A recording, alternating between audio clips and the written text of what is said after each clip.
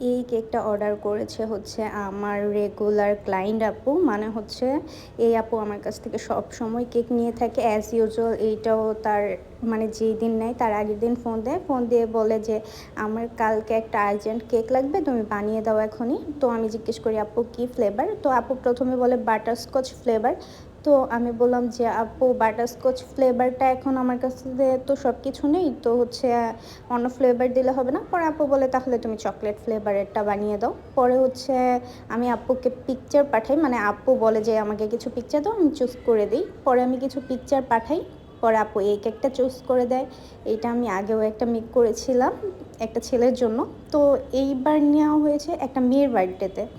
তো আমি কেকটা ঐরকমভাবেই মেক করে দিয়েছিলাম। আর আপুর সাথে মানে আমার প্রাইস নিয়ে কোনো কিছু নিয়ে কোনো কথা বলতে হয়নি। কারণ হচ্ছে আপু যেহেতু আমার রেগুলার ক্লায়েন্ট, তো হচ্ছে উনি জানে কেকের প্রাইস কেমন। আমার কখনো বলতেও হয় না। ইভেন আমি কেকের প্রাইস যা বলি আপু সবসময় আমাকে তার থেকে বেশি পেমেন্ট করে দেয়। তো এইটাও আমি পরের দিন গিয়ে দিয়ে আসি। মানে আপুর কেক সবসময় আপু নিজে এসে কালেক্ট করে নেয়। তো ওইদিন গিয়ে আমি কেকটা আবার দিয়ে আসি।